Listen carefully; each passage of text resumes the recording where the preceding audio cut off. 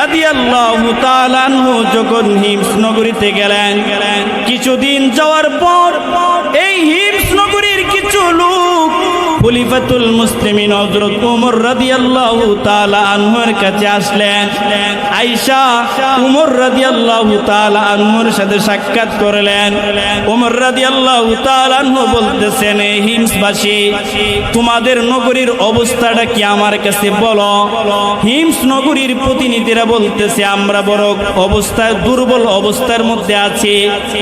আমাদের সমাজের মধ্যে অনেকগুলো দুর্বল মানুষ রয়েছে যারা অর্থনৈতিক দিক দিয়ে খুবই নিচা।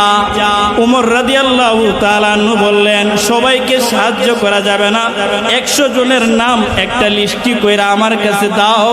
আমি ওমর এই 100 জন দরিদ্র মানুষকে আমি কিছু উপটকন দিব। সুবহানাল্লাহ।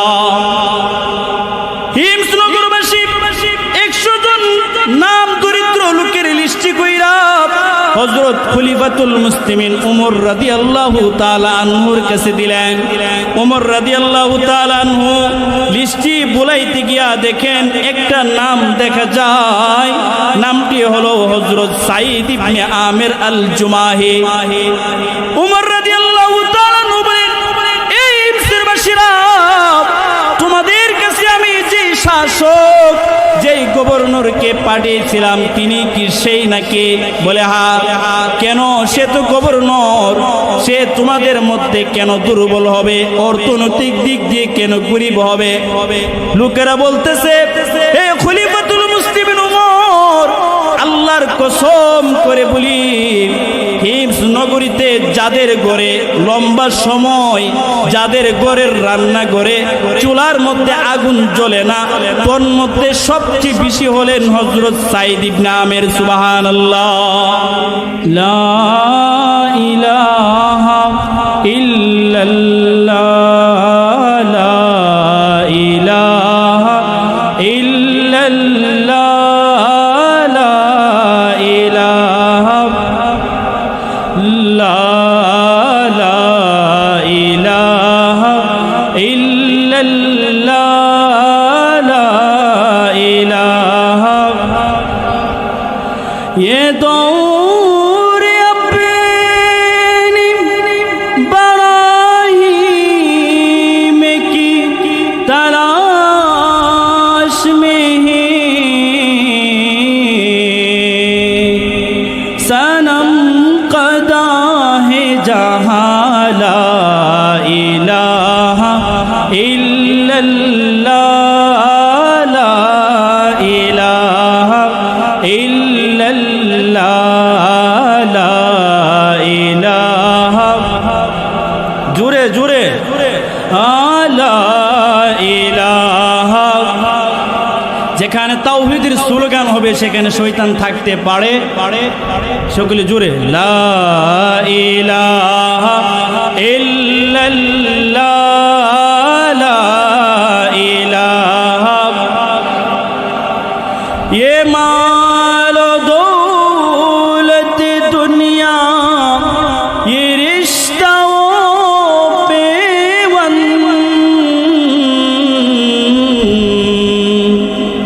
ये माल दौलत दुनिया, ये रिश्तों पे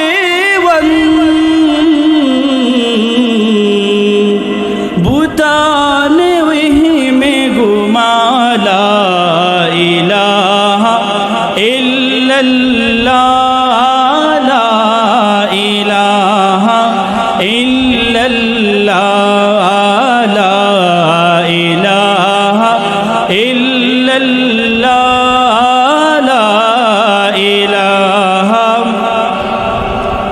किया है तूने मताए गुरूर का सौदा, किया है तूने मताए गुरूर का सौदा, फरीब सूद ज़िया, ला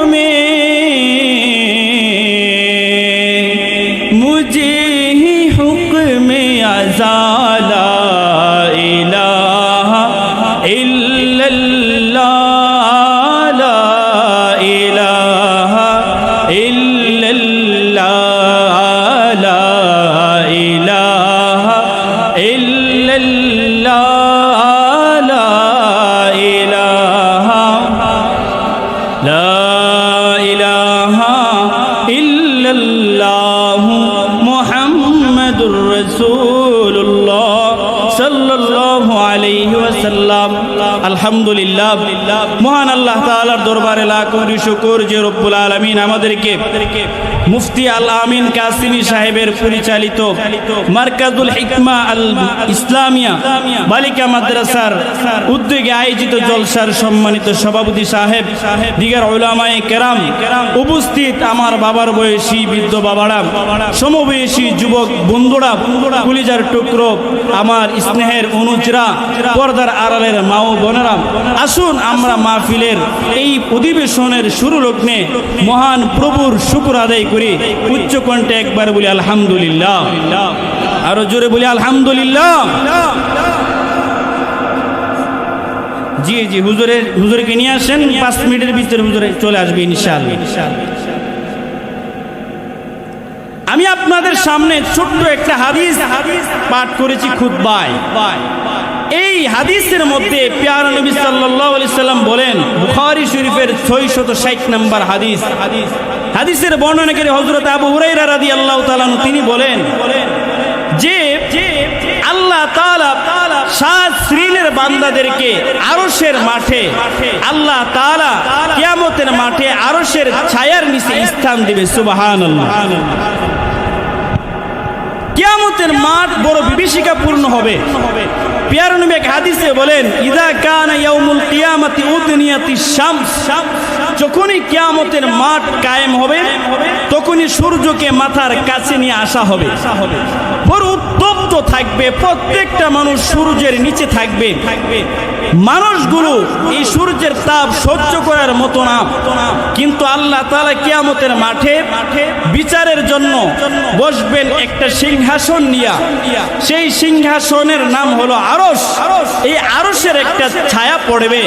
প্যারা নবী বলেন 7 শ্রেণীর বান্দা এমন আছে যারা ওই আরশের নিচে জায়গা পেয়ে যাবে। সুবহানাল্লাহ। এই 7 শ্রেণীর বান্দা আল্লাহর আরশের নিচে ছায়া পাওয়া, জায়গা পাওয়া মানে তাদের ঠিকানা হবে জান্নাত। সুবহানাল্লাহ। 1 নাম্বার আল ইমামুল আদিল, নেই পরায়ণ বাদশা। নেই পরায়ণ বাদশা মানে নেই বিচারক বাদশা, নেই বিচারক প্রধানমন্ত্রী, নেই বিচারক মন্ত্রী, নেই বিচারক এমপি, নেই বিচারক চেয়ারম্যান, নেই বিচারক মেম্বার, নেই বিচারক গড়ের অভিভাবক। প্রত্যেকের জায়গা থেকে এক একজন নেতা। গড়েরও একজন নেতা আছে, প্রতিষ্ঠানের একটা নেতা আছে, আছে না নাই? স্কুল কলেজের প্রিন্সিপাল আছে না? আছে। সে হতে হবে নেই বিচার। যদি সে ন্যায়ের পথে না চলে তাহলে তার ঠিকানা হবে জাহান্নাম। যদি সে দায়িত্ব অভিভাবকত্বর পর্যায়ে গিয়ে ন্যায়ের পথে চলে তাহলে তার ঠিকানা হবে জান্নাত। সুবহানাল্লাহ। আমাদের সমাজের অবস্থা এরকম, আমরা নেতৃত্ব নেওয়ার জন্য মারামারি করি, খুনাখুনি করি। কথা বলেন ঠিক কিনা? কিন্তু সাহাবায়ে কেরামদের মধ্যে কি আমল ছিল? হযরত খলিফাতুল মুসলিমিন উমর রাদিয়াল্লাহু তাআলা আনহু যখন অর্ধ পৃথিবীর শাসনকর্তা, মক্কার একটা নগরী নাম হলো হিমস, হিমস এর নগরীর মানুষগুলো খলিফাতুল মুসলিমিন হযরত উমর রাদিয়াল্লাহু তাআলা আনহুর কাছে আসলেন। এসে বললেন, হে খলিফাতুল মুসলিমিন, আমাদেরকে আপনি একজন গভর্নর দেন, যেই গভর্নর আমাদের হিমসবাসীকে নেতৃত্ব দিবে। উমর রাদিয়াল্লাহু তাআলা আনহু এই কথায় নবীজির একজন কাছের সাহাবী হযরত সাঈদ ইবনে আমের আল জুমাহি রাদিয়াল্লাহু তাআলা আনহুকে হিমসের গভর্নর হিসেবে নিয়োগ দিলেন। সাহাবী বলতেছে, ইয়া রাসূলুল্লাহ, আমি তো এই দায়িত্ব নিতে পারবো না। উমর রাদিয়াল্লাহু তাআলা বলেন, এই আমারে বুঝি তোমরা নেতৃত্বের জায়গায় ফাঁসায় দিয়ে তোমরা আরামে আরামে থাকবা, আরামে আরামে ইবাদত করবা? হয়তো না, তোমরাও এই নেতৃত্বের জায়গায় আসতে হবে। তো হযরত সাঈদ ইবনে আমের আল জুমাহি রাদিয়াল্লাহু তাআলা আনহুকে হিমস নগরীতে পাঠাইলেন। মুহতারাম হাজিরিন, হযরত সাঈদ ইবনে আমের আল জুমাহি রাদিয়াল্লাহু তাআলা আনহু যখন হিমস নগরীতে গেলেন, কিছুদিন যাওয়ার পর এই হিমস নগরীর কিছু লোক খলিফাতুল মুসলিমিন হযরত ওমর রাদিয়াল্লাহু তাআলা আনহুর কাছে আসলেন। আয়েশা ওমর রাদিয়াল্লাহু তাআলা আনহুর সাথে সাক্ষাৎ করলেন। ওমর রাদিয়াল্লাহু তাআলা আনহু বলতেছেন, হে হিমসবাসী, তোমাদের নগরীর অবস্থাটা কি আমার কাছে বলো। হিমস নগরীর প্রতিনিধিরা বলতেছে, আমরা বড় অবস্থায় দুর্বল অবস্থার মধ্যে আছি। আমাদের সমাজের মধ্যে অনেকগুলো দুর্বল মানুষ রয়েছে যারা অর্থনৈতিক দিক দিয়ে খুবই নিচা। ওমর রাদিয়াল্লাহু তাআলা আনহু বললেন, সবাইকে সাহায্য করা যাবে না, 100 জনের নাম একটা লিস্টি কইরা আমার কাছে দাও। আমি ওমর এই 100 জন দরিদ্র মানুষকে আমি কিছু উপটকন দিব। সুবহানাল্লাহ। হিমস নগরবাসী 100 জন নাম দরিদ্র লোকের লিস্টি কইরা হযরত খলিফাতুল মুসলিমিন ওমর রাদিয়াল্লাহু তাআলা আনহুর কাছে দিলেন। ওমর রাদিয়াল্লাহু তাআলা আনহু লিস্টি বুলাইতে গিয়া দেখেন একটা নাম দেখা যায়, নামটি হলো হযরত সাঈদ ইবনে আমের আল জুমাহি।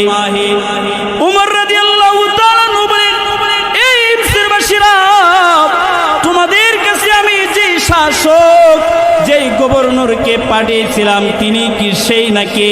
বলে হ্যাঁ। কেন? সে তো গভর্নর, সে তোমাদের মধ্যে কেন দুর্বল হবে, অর্থনৈতিক দিক দিয়ে কেন গরিব হবে? লোকেরা বলতেছে, হে খলিফাতুল মুসলিমিন ওমর, আল্লাহর কসম করে বলি, হিমস নগরীতে যাদের ঘরে লম্বা সময়, যাদের ঘরের রান্না ঘরে চুলার মধ্যে আগুন জ্বলে না, তোর মধ্যে সবচেয়ে বেশি হলেন হযরত সাঈদ ইবনে আমের। সুবহানাল্লাহ। ওমর রাদিয়াল্লাহু তাআলা এই কথা শুই না চোখ দিয়ে পানি বাইর হয়ে গেছে। নবীর সাহাবী সাঈদ ইবনে আমের, সে একটা গভর্নর হইছে, একটা অঞ্চল, বাংলাদেশের মধ্যে একটা অঞ্চলের প্রধানমন্ত্রী হইছে, অথচ তার ঘরে আগুন জ্বলে না। সে তোমাদের এলাকার ঘুরি। ওমর রাদিয়াল্লাহু তাআলা কাঁদতেছেন আর কাঁদতেছেন, কাঁদতে কাঁদতে দাড়ি ভিজায় ফেলছে। 2টা থলি দিছে, 1000 দিরহামের 2টা থলি দিয়া বলতেছে, নাও, একটা থলি দিবা হযরত সাঈদ ইবনে আমিরকে, আরেকটা থলি তোমরা বাকি 99 জনকে ভাগ করে দিবা। হিমসের এই বাহিনীগুলো, এই লোকগুলো এই থলে নিয়ে হযরত সাঈদ ইবনে আমির রাদিয়াল্লাহু তাআলা আনহুর কাছে নিয়ে পেশ করলে। হযরত সাঈদ ইবনে আমির রাদিয়াল্লাহু তাআলা আনহু চিৎকার করে হাউমাউ করে কান্নাকাটি করতেছেন আর বলতেছেন, ইন্না লিল্লাহি ওয়া ইন্না ইলাইহি রাজিউন। ভিতর থেকে বিবি সাহেবা বলতেছে, রে স্বামী, কি ব্যাপার আপনি হাউমাউ করে কাঁদতেছেন, আবার ইন্না লিল্লাহ বলতেছেন? উমর কি মারা গেছে নাকি? উমর রাদিয়াল্লাহু তাআলা আনহু কি মারা গেছেন নাকি? হযরত সাঈদ বলে, না না, তার চেয়ে তো আরো ভয়ানক ঘটনা। ভিতর থেকে বলতেছে, তাহলে কি মুসলমানদের একটা বাহিনী মক্কার কাফেরদের কাছে শাহাদত বরণ করেছে নাকি, পরাজয় বরণ করেছে নাকি? হযরত সাঈদ বলে, না, তার চাইতো বড় ভয়ানক ঘটনা। স্ত্রী বলে, তাহলে কি ঘটনা আমাকে বলেন। হযরত সাঈদ বলে, দেখো না, আমাদের ঘরের মধ্যে দুনিয়া ঢুকে গেছে। আল্লাহর কসম, এই ঘরের মধ্যে যেই 1000 দিরহাম ঢুকেছে, এটা আমার ঘরে ব্যবহার করব না, এই সবগুলো আমি হিমস নগরীর দরিদ্র মানুষের ভিতরে ব্যবহার করব। সুবহানাল্লাহ। কিছুদিন পরে ওমর রাদিয়াল্লাহু তাআলা সফর করতে করতে ওই হিমস নগরীতে গেলেন। হিমস নগরীতে যাইয়া ওমর রাদিয়াল্লাহু তাআলা সবাইকে জমা করেছেন। আমাদের এলাকার চেয়ারম্যান ও মেম্বারদেরকে, এলাকার মানুষকে জমা করে। ওমর রাদিয়াল্লাহু তাআলা তিনি হলেন প্রধানমন্ত্রী, তিনি এলাকার মানুষকে জমা করেছেন। তিনি তার গভর্নর হযরত সাঈদকে দাঁড় করাইছেন। এবার মানুষদেরকে বলতেছে, তোমাদের কোনো অভিযোগ আছে কিনা বলো। 4 জন ব্যক্তি দাঁড়াইছে। 4 জন ব্যক্তি বলতেছে, আমাদের 4টা অভিযোগ রয়েছে, একটা একটা করে 4টা অভিযোগ রয়েছে। উমর রাদিয়াল্লাহু তাআলা বলেন, প্রথম ব্যক্তি দাঁড়াও, তোমার কি অভিযোগ বলো। প্রথম ব্যক্তি বলতেছেন, হে খলিফাতুল মুসলিমিন উমর, আমাদের যে গভর্নর তিনি প্রত্যেক দিন সকাল বেলা দেরি করে আসে। কথার কথা, ডিউটি শুরু হওয়ার কথা 9টা বাজে, কিন্তু তিনি আসেন 10টা বাজে।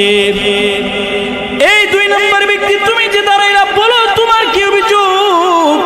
সে বলতেছে, খলিফাতুল মুসলিমিন উমর, আপনার গভর্নর আমাদেরকে দিনের বেলা সময় দেয়, দিনের বেলা তার কাছে যাইতে পারি, কিন্তু রাত্রের বেলা তার কাছে আমরা যাইতে পারি না, তাই নাকি? বলে হ্যাঁ। 3 নাম্বার কি অভিযোগ? 3 নাম্বার আরেকজন দাঁড়ায় বলে, হে খলিফাতুল মুসলিমিন উমর, আমার অভিযোগ হলো আমাদের গভর্নর সপ্তাহের 7 দিনের মধ্যে 6 দিন আমাদেরকে সময় দেয়, একদিন সময় দেয় না, একদিন তার অফিসটা বন্ধ থাকে। চতুর্থতম ব্যক্তি দ্বারায় বলতেছে, উমর, আমাদের গভর্নর আমাদের সাথে বসে থাকে, মাঝে মধ্যে অজ্ঞান হয়ে পড়ে যায়, অজ্ঞান হয়ে যায়, তারপরে আর কাউকে তিনি চিনতে পারেন না। সবার সামনে সাইদ রাদিয়াল্লাহু তাআলাকে দাঁড় করাইছেন, এই তোমার ব্যাপারে গুরুতর 4টা অভিযোগ, 4 অভিযোগের বয়ান পেশ করো। হযরত সাইদ ইবনে আমির আল জুমাহি রাদিয়াল্লাহু তাআলা বলেন, হে আমার সুলতান খলিফাতুল মুসলিমিন উমর, শুনেন, 1 নম্বর অভিযোগ ছিল আমি দেরিতে আমার অফিসে আসি। কারণ হইল, আমি যদিও একটা প্রদেশের গভর্নর, একটা প্রদেশের শাসক, কিন্তু আমার ঘরে কোনো কাজের লোক নাই, আমার ঘরে কোনো খাদেমা নাই। আমি আমার বিবির সাথে আমার পরিবারের কাজে সহযোগিতা করি, আটা পিসা রুটি বানাই, তারপরে আমি আমার বাচ্চা, আমি আমার মা, আমি আমার স্ত্রীকে খাওয়াইয়া নিজে খাইয়া দুপুরের খাবারটা সাথে কইরা আমি আমার অফিসে যাই। সুবহানাল্লাহ। 2 নম্বর অভিযোগ, তুমি দিনে সময় দাও, রাত্রে সময় দাও না। হযরত সাইদ ইবনে আমির আল জুমাহি বলেন, আমার এই কারণটা হলো আমি 24 ঘন্টাকে 2 ভাগে ভাগ করেছি। 1 ভাগ আমি মানুষের সেবার জন্য ভাগ করেছি, আরেক ভাগ আমি আমার রবের গোলামি করার জন্য ভাগ করে নিয়েছি। সুবহানাল্লাহ। 1 ভাগ আমি মানুষের খেদমত করব দিনের বেলায়, আর রাত্রে বেলায় আমি যে একজনের গোলাম, সেই গোলাম, সেই মালিকের কদমে আমি আমার কপালটা ঝুঁকায় দিব। সুবহানাল্লাহ। এই জন্য আমি রাত্রে সময় দেই না। আজকের অবস্থা কি? কেউ যদি নেতৃত্বের আসনে পড়ে যায়, তার কাছে জন্য ধর্মকর্ম একটা অচিন পাখির মতো মনে হয়, ঠিক কিনা বলে? তার কাছে ধর্মকর্মের কোনো খবর নাই। এমনকি মসজিদের আজান চলে, আর ওই মন্ত্রী, ওই নেতার বক্তব্য চলে, মসজিদের আজানের সময় নেতার বক্তব্য বন্ধ হয় না, ঠিক কিনা বলেন? কারণ এই নেতা মনে করে আল্লাহর ডাক যেখানে হয়, সেই ডাকের চাইতে নেতার কথার দাম বেশি। এই জন্য এই সমস্ত নেতা যেগুলো হবে, এইগুলো কিয়ামতের মাঠে নবীর সামনে দাঁড়াবে ঠিক, কিন্তু হাউজে কাউসারের পানি পাবে না, ঠিক কিনা বলেন? 3 নম্বর অভিযোগ, হে আমির, তুমি সপ্তাহের 6 দিন সময় দাও, 1 দিন সময় দাও না।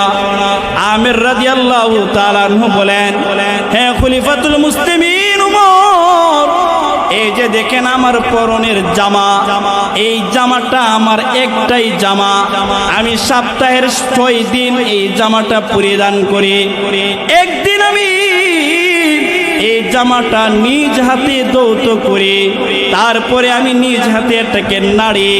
যখন জামা ধৌত করা হয়, আর একটা শুকাইবার দেওয়ার জন্য দিয়া দেয়, যার দরুন আমার পোশাক না থাকার কারণে আমি খালি গায়ে অফিসে যাব, এটা আমার কাছে বড় খারাপ লাগে। এই জন্য একদিন আমি মানুষের সামনে যেতে পারি না। সুবহানাল্লাহ। আর আমাদের মন্ত্রী, এমপি, চেয়ারম্যান, মেম্বারে কি অবস্থা? ঘরের খাড়ের তোলে চাইলের বস্তা, গমের বস্তা, তেলের বস্তা আছে না? কথা হয় না? আপনারা ডরাই দিচ্ছেন নাকি? আরে কত বড় বড় ফিলিয়ার আল্লাহ তাআলা শেষ করে লিছে, আর আপনারা চেয়ারম্যান মেম্বার হলে ডরাইতেছেন। আগেকার নবীজির সাহাবী যারা, তারা আছে না জানি মানুষ কি মনে করে দেশে গভর্নর হইয়া রঙের রঙের কাপড় পরে এক কাপড় থাকার কারণে তারা জি বলেন নারে তাকবীর দ্বীন ইসলাম সাবিজুল সুবতার আগমন তার সহবাসীর পক্ষ থেকে সাবিজুল সুবতার সাহেবের আগমন সাবিজুল সুবতার সাহেবের আগমন তার সহবাসীর পক্ষ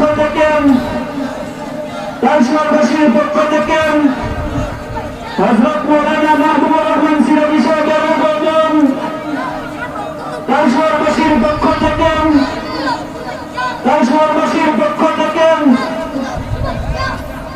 আলহামদুলিল্লাহ অপেক্ষার পর ঘন্টা আমাদের প্রধান আকর্ষণ যিনার জন্য আমরা এতক্ষণ ধরে অপেক্ষা রয়েছি আল্লাহ তাআলার অশেষ নিয়ামতের কুদরত আল্লাহ তাআলার কুদরত বোঝানো যায় আল্লাহ তাআলা আমাদেরকে আমাদের মাঝে হুজুরকে আসার মতো তৌফিক দান করেছে সেজন্য আমরা অন্তঃস্থল থেকে বলি আলহামদুলিল্লাহ জি হুজুর চলে আসছে সকলে বলে আলহামদুলিল্লাহ 2 মিনিটে আমার কথা শেষ করে হুজুরকে দিয়ে দিব আসলে হুজুর সেই হবিগঞ্জ থেকে অনেক দূর সফর করে আমাদের কাছে এসেছেন হুজুরের বয়ান অত্যন্ত সুন্দর পুরা হাফিজুর রহমান সিদ্দিকী কুয়াকাটা হুজুরের সুরে হুজুর বয়ান করেন শুনলেই শুধু শুনতেই মনে চায় আলহামদুলিল্লাহ আজকে আমরা ভাগ্যক্রমে হুজুরকে পেয়েছি সকলে বলে আলহামদুলিল্লাহ এই জন্য 2 মিনিটে আমার কথাটা শেষ করব হুজুরে ভাইনি আবার আমরা বিলালাই আরে বাইরের গরু বলে গাড়ার গাছ খায় না এরকম হইলে তো চলতো না তাইলে ওই যে বলতেছিলাম সাইদ রাদিয়াল্লাহু তাআলা 4 অভিযোগ 3টা অভিযোগ বললাম আমি তো খুব তাড়াতাড়ি নাও বাইতাছি বুঝছেন না আমি তো এমনি ওয়াজ করি না খুব তাড়াতাড়ি কইতাছি আর কি শ্বাস নিঃশ্বাস না ভালায় তো 4 নম্বর অভিযোগ হলো তুমি মাঝে মধ্যে অজ্ঞান হয়ে যাও কেন উমর হযরত সাইদ ইবনে আমির রাদিয়াল্লাহু তাআলা বলতেছেন হে খলিফাতুল মুসলিমিন আমি নিজ চোখে দেখছি আমার ভাই হযরত খুবাইব রাদিয়াল্লাহু তাআলা আনহুকে কাফেররা হাত পা নখ চাক নখ চোখ কান আলাদা আলাদা করে কাটছে কাটার পরে বলতেছে হে খুবাইব তুমি কি চাও তোমার বদলতে তোমাকে ছেড়ে দিব আর তোমার বদলতে মুহাম্মদকে হত্যা করব নাউজুবিল্লাহ বলেন হযরত খুবাইব রাদিয়াল্লাহু তাআলা বলেন হে মক্কার গোষ্ঠী কাফের গোষ্ঠীরা শুন আমার বদলে কেন আমি খুবাইব জীবিত থাকা অবস্থায় আমার নবীর পায়ে কাটা বিদুক আমি খুবাইব এটা কখনোই চাইব না ঠিক কিনা বলেন ও মুসলমান তালশরের মুসলমান আজকে আমার নবীকে জঙ্গি বলে গালি দেয় আজকে আমার নবীকে বহু বিবাহের কারণে আমার নবীর চরিত্র নিয়ে কথা বলে যেই সমস্ত নাস্তিক ব্লগাররা আমার নবীর চরিত্র নিয়ে কথা বলে আমরা আমাদের এই জমিনের মধ্যে আল্লাহর জমিনে আমরা আমাদের তাজা রক্ত ঢেলে দিয়ে ওই নাস্তিকগুলোকে শেষ করে দেব ঠিক কিনা বলে এই বাংলার জমিনে নাস্তিকের ঠাঁই হবে কথা বলেন নাকি হবে আমার নবীর শত্রু যে আমার নবীর বিরুদ্ধে যে কথা বলবে সে আমার আপনজন হতে পারে তারপরও সে আমার জানের শত্রু ঠিক কিনা বলে মোহতারাম হাজরিন তো হযরত ওমর রাদিয়াল্লাহু তাআলা আনহু এবার এই সাইদ ইবনে খুবাইব সাইদ ইবনে আমির রাদিয়াল্লাহু তাআলা এর কথাগুলো শুই না তিনি আরো 1000 দিনার দিরহাম হযরত সাইদকে দিলেন হযরত সাইদ রাদিয়াল্লাহু তাআলা বলতেছেন হে আমিরুল মুমিনিন আমার এই টাকার প্রয়োজন নাই এই দিনার দিরহামের প্রয়োজন নাই আমার এই টাকাগুলো যদি হিমস নগরীর দরিদ্র মানুষের সামনে পেশ করে দেই তাহলে অনেক ভালো হয় সাহাবীদের মধ্যে গুণ ছিল দানের গুণ কিসের গুণ নিজে না খাইবো কিন্তু তার সাথী ভাই তার অধীনস্থ যারা তার এলাকার মানুষ গরিব যারা তাদের খোঁজ খবর নিতেন এটা সাহাবীদের একটা উত্তম গুণ সুবহানাল্লাহ বলেন আমরা আমাদের নবীর আদর্শবান সাহাবীদের মতো হতে চাই কি চাই না আরো জোরে বলেন চাই কি চাই না যারা চান 2 হাত তুলে দেখান নারে তাকবীর হলো আজকে আমি আমি মুতামিম সাহেব হুজুরকে জিজ্ঞাসা করলাম, হুজুর আপনার কোনো দুঃখ আছে কিনা? হুজুর দুঃখের কোনো শেষ নাই। কি দুঃখ? হুজুর এই মাদ্রাসা প্রতিষ্ঠা করলাম, আলহামদুলিল্লাহ এখন স্নাতক পর্যন্ত পৌঁছে গেছে, সামনে বছর হয়তো মাস্টার্স দাওরা হাদিস পর্যন্ত হয়ে যাবে, কিন্তু মাদ্রাসাটা দাঁড় করাইতে এখন অনেক ছাত্র, এতিম অসহায় ছাত্র আছে যারা থেকে খেয়ে বোর্ডিংয়ে খেয়ে পড়ে, কিন্তু হুজুর আমার প্রায় 2.5 লক্ষ টাকা ঋণ আছে। কি কইবেন? সুবহানাল্লাহ কইবেন না আলহামদুলিল্লাহ কইবেন? আস্তাগফিরুল্লাহ কইবেন? কি কইবেন? এই 2.5 লক্ষ টাকা আমরা সবাই চাইলে শোধ করতে পারবো না, কিন্তু একজন চাইলে শোধ করতে পারেন, তিনি কে? আরো জোরে বলেন কে? আমি আপনার দানের টাকা, আমি আপনার টাকা, আমি আপনি চাইলেই 2.5 লক্ষ ঋণ এটা শোধ হবে না। আল্লাহ তাআলা যদি চান তাহলেই শোধ হবেন। মুহতারাম মুসলিম কেরাম, উপস্থিত জনতা, এখন আমাদের কাজ হলো, আমরা যারা বিত্তশালী আছি, টাকাওয়ালা আছি, আমাদের যদি 10 টাকা থাকে তাহলে 1 টাকা হইলেও এই মাদ্রাসার ঋণের কাজে আমরা সহযোগিতা করব। পারবো তো ইনশাআল্লাহ? যারা আমরা পারি ইনশাআল্লাহ এই মাদ্রাসায় আপনার যাকাতের টাকাটা দিয়ে দিবেন। আপনি দান করতে চান, দান 2 প্রকার, একটা সাধারণ দান আর একটা হলো সদকায়ে জারিয়া। সাধারণ দান মানে আপনি জিয়াফত করে খাওয়াইছেন, যখন খাওয়াইছেন তখনই সওয়াব, খাওন শেষ সওয়াবও শেষ। কিন্তু আপনি একটা মাদ্রাসা করলেন, মাদ্রাসা যতদিন